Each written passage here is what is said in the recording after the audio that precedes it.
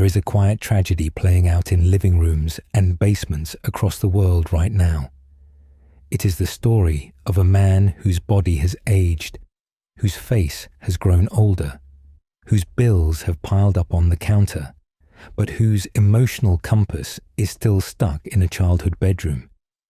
He is surrounded by the comforts of a boy, the video games that run late into the night with no purpose behind them, the empty takeout containers, the endless scrolling through a phone that never once asks him to be anything more than he already is. He is not a child anymore, but he is not quite a man either. And somewhere deep inside, in a quiet place, he has learned to ignore. He knows it. He has always known it. You have seen him before. Maybe you have lived with him. Maybe you have loved him and watched the frustration build inside yourself as you waited for him to step up. Or maybe, if you are being truly honest with yourself right now, you are him. And if that is the case, there is no shame in admitting it, because understanding why some men get stuck in this pattern is the very first step toward breaking free from it. So why is this happening on such a massive scale? Why are we seeing more and more grown men who seem unable or unwilling to launch into real full adulthood? What is so psychologically comfortable about staying small and staying safe that millions of men are actively choosing it over the heavy, complicated, sometimes painful, but deeply rewarding weight of actual purpose? That is what we are going to unpack today.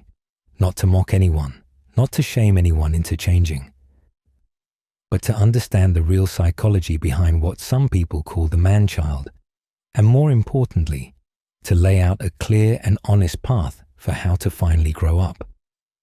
Because here is the tension that sits at the center of all of this. Comfort feels safe, play feels easy, but purpose, real purpose, is where a man actually comes alive. And the gap between those two lives is far bigger than most people ever realize until it is almost too late. To understand why some men get stuck in a permanent state of boyhood, we need to go back to where it starts. And it almost always starts in childhood. Not with one single dramatic event that changes everything, but with a pattern.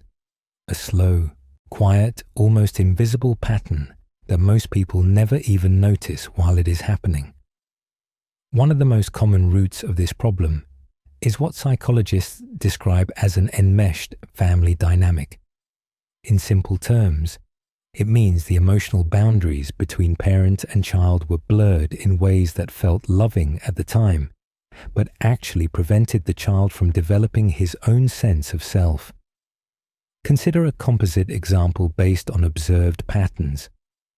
A mother who, often with the very best of intentions and out of genuine love, did everything for her son. She made every decision before he had the chance to weigh his options. She solved every problem before he ever had the chance to struggle with it on his own. She jumped in at the first sign of frustration, the first hint of discomfort, and smoothed the road in front of him so completely that he never learned the most important lesson a person can learn while growing up. That discomfort is not the enemy. Discomfort is the teacher. It is the thing that builds emotional muscle, and without it, a child reaches adulthood with the frame of a man, but the emotional strength of a boy. On the other side of that same coin, you often find the absent father, not always physically absent, though sometimes that is the case. More often, he is emotionally absent. A father who was present in the house but never truly present in his son's inner world. He never showed his son what it actually looks like to carry weight with grace. He never modeled what it means to face hard things head on, to fail at something that matters, to feel the sting of that failure, and then to get back up and try again anyway. Without that model, without seeing real manhood lived out in front of him, a boy is left with a gap in his understanding. He knows what a man is supposed to look like on the outside. He has seen it in movies and on television, but he has no felt sense, no lived experience of what it actually means to be one on the inside. And that gap between knowing and being is where the man-child lives. So what happens next? The boy grows older. His body changes. The world around him starts shifting its expectations. Pay your bills. Keep your apartment clean. Show up to work on time. Handle your own problems. Take care of the people who depend on you. Build something with your life. Each one of these demands lands like a foreign language because nobody ever taught him how to speak it. The real world does not feel exciting or full of possibility. It feels overwhelming, not because it is objectively too hard, but because he was never given the emotional tools to meet it. And when something feels overwhelming, when it feels like too much, the most natural human response in the world is to retreat back to whatever feels safe and familiar. And this is where the modern world has built something truly dangerous, because we are living in an era that has created the most comfortable cage in human history. And that cage is lined wall to wall with dopamine. Think about what is available right now to a man who wants to avoid the discomfort of growth.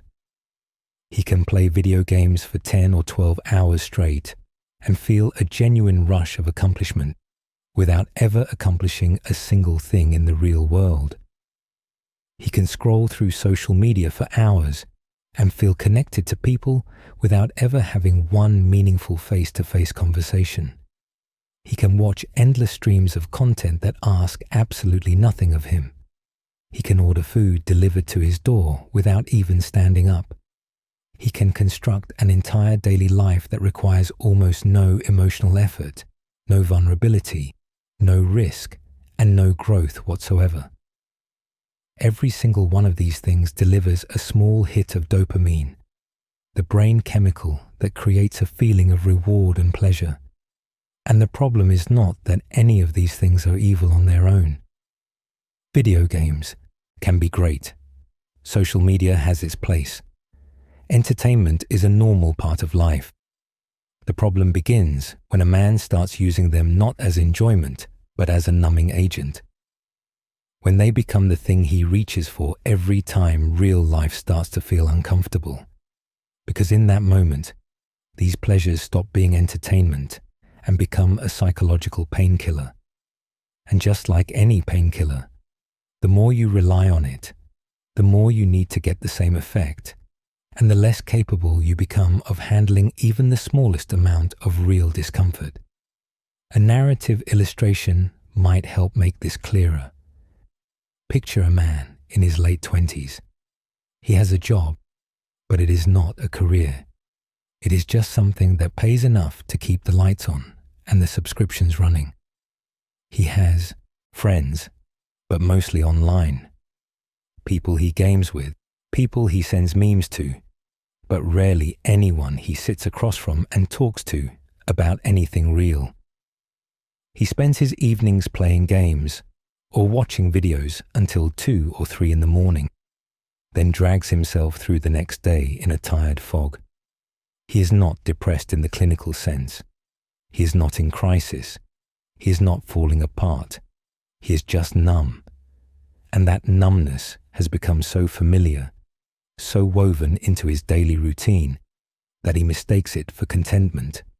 He tells himself he is happy. He tells himself this is the life he chose.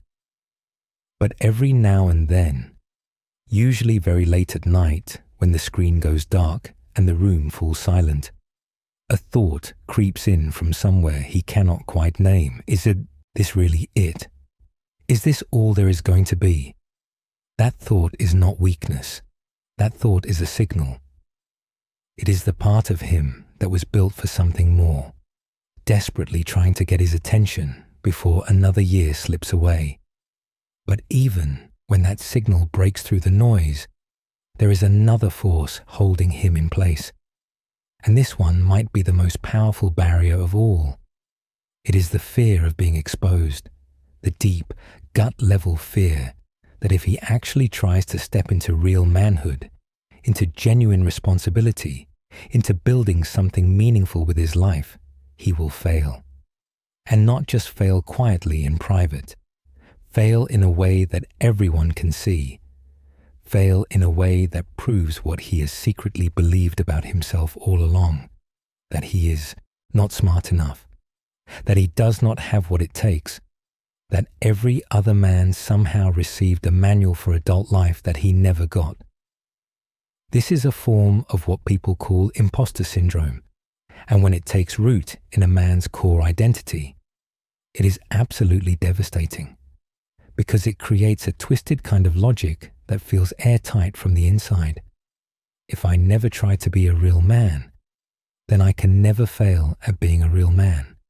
If I stay in this comfortable, low-stakes world, where nothing meaningful is expected of me, then nobody, including myself, will ever be able to confirm my deepest fear. It feels like self-protection. It looks like laziness from the outside, but from the inside it feels like the only safe option available. The problem is that it is actually self-destruction happening in slow motion, because the cost of never trying is not safety, it is emptiness. It is watching year after year slide past, and realizing one day that you have spent your entire adult life hiding from a version of yourself that was waiting to be born. And the damage of this pattern does not stay neatly contained inside one person's life. Because when a man carries this unfinished emotional development into a romantic relationship, it creates a dynamic that slowly and quietly poisons everything it touches. You may have heard the term weaponized incompetence, even if you have not heard it called exactly that. It describes a pattern where one person, often without fully realizing they are doing it, performs shared responsibilities so poorly or so reluctantly that the other person eventually gives up asking and just does everything themselves. In the context of the man-child dynamic, it looks like a partner who has to manage the household, handle the finances, carry the full emotional labor of the relationship, remember every birthday and appointment, and shoulder the mental load of planning every detail of their shared life, while the man contributes almost nothing beyond his physical presence in the room. And here is the part that most people completely miss when they talk about this. This is usually not pure laziness. Not really. It is a continuation of the exact same childhood pattern playing out on a bigger stage. Someone else has always handled the hard parts. Someone else has always stepped in when things got complicated or uncomfortable. And so the man genuinely never learned how to carry his share of the emotional weight. Not because he was incapable of learning, but because he never had to. The path of least resistance was always available, and he always took it. The toll this takes on the partner is enormous, and often invisible to the man himself. The partner did not sign up to raise a grown adult. They signed up for a partnership between equals. And over time, as the imbalance grows, so does the resentment. The warmth fades. The respect erodes. The connection that once felt alive begins to hollow out, and the relationship either ends painfully or continues as something empty, held together by routine and obligation instead of genuine love. The partner feels exhausted, unseen, and taken for granted. And the man, if he is paying any attention at all, senses the distance growing, but has no idea how to close it, because closing it would require the exact kind of emotional effort and vulnerability he has been running from his entire life. So here is the question that actually matters. If you see yourself in any part of what we have been talking about, what do you do about it? Because understanding the problem is not the same thing as solving it. And the gap between knowing what is wrong and actually doing something different is where most men stay stuck for years, sometimes for the rest of their lives. The answer is simpler than you might expect, but simple and easy are not the same thing. The path out of the man-child pattern comes down to one core principle: voluntary responsibility. Not responsibility that gets forced on you by a crisis or a furious partner or a missed deadline, but responsibility that you choose freely, on purpose, with your eyes wide open, because you finally understand that carrying weight is not a punishment. It is the very thing that builds you into someone worth being. And this is the most important idea in this entire conversation. So let it land. Maturity is not the death of fun. It is the birth of meaning. The man-child avoids responsibility because he believes it will crush him. But the truth is exactly the opposite. Responsibility is the thing that gives a man's life shape and direction and depth. Without it, you are just drifting. And drifting might feel like freedom for a while, but eventually you notice that you are not actually going anywhere at all. So where do you begin? You start small, and you start today, not next Monday, not after the new year, not when you feel motivated. Today, because motivation is not a feeling that arrives on its own and carries you forward. It is something you create by doing the hard thing before you feel ready to do it. First, you take full ownership of your physical environment. Clean your space. Do your own laundry. Learn to cook a real meal. These sound insignificant, and on the surface they are, but they matter deeply because every small act of taking care of your own life sends a signal to your brain. I am the kind of person who handles things. Over time, that signal rewrites the old story, the one that says someone else will take care of it, and replaces it with something far more powerful. I can take care of this myself. Second, you face one uncomfortable thing every single day. Make the phone call you have been avoiding. Have the honest conversation you have been putting off. Apply for the position that feels slightly out of reach. The goal is not to overwhelm yourself. The goal is to slowly build a tolerance for discomfort, because the muscle of maturity works exactly like any other muscle. It only grows stronger when you push it past the point where you want to stop. Third, and this is the hardest one for most men, you learn to sit with your emotions instead of numbing them. That means when anxiety rises in your chest, you do not immediately grab your phone. When boredom settles in, you do not automatically open a game. When sadness or loneliness or fear shows up, you let yourself feel it. You stay with it. You let it pass through you instead of running from it. This is not about suffering for no reason. It is about reclaiming the emotional range that you buried years ago. Because every feeling you avoid is a piece of your own growth that stays locked away. And fourth, you commit to something bigger than your own comfort. A career you actually care about building. A relationship you are willing to show up for even on the hard days. A community you want to contribute to. A craft or a skill you want to master over time. It does not matter what it is, as long as it asks something real from you. As long as it requires you to be present when you would rather check out.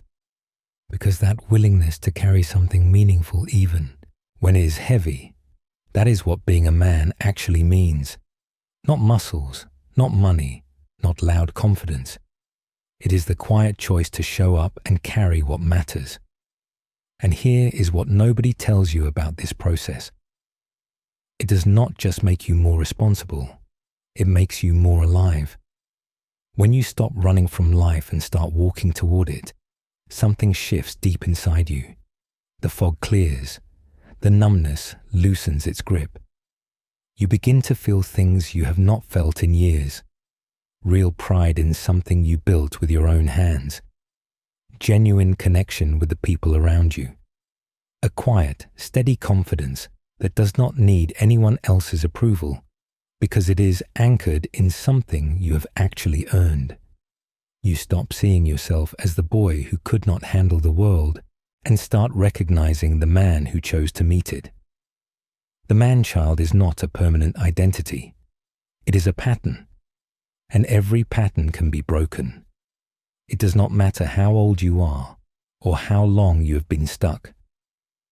The very moment you pick up one piece of responsibility you have been avoiding, you have already started to change. The first step is always the hardest one, but it is also the one that proves to you, more than any video or book or piece of advice ever could, that you are capable of far more than you have been giving yourself credit for. So if you are sitting here right now and something in this conversation has hit a nerve, good. That nerve is your potential waking up. Do not ignore it this time. Do not scroll to the next video and let the feeling dissolve. Sit with it, let it work on you, and then go do one thing tonight, just one small thing that the old version of you would have avoided. That is how it starts. That is how you begin to become the man you were always meant to be. Not all at once, not perfectly, but step by step, choice by choice, day by day. I would love to hear from you in the comments. Which step toward growing up do you find the hardest? Is it taking responsibility, facing your emotions, showing up in relationships? Drop your answer below and let us have a real conversation about it. And if this video gave you something to think about, hit that like button and subscribe so you do not miss what is coming next. Thanks for watching, and I will catch you in the next one.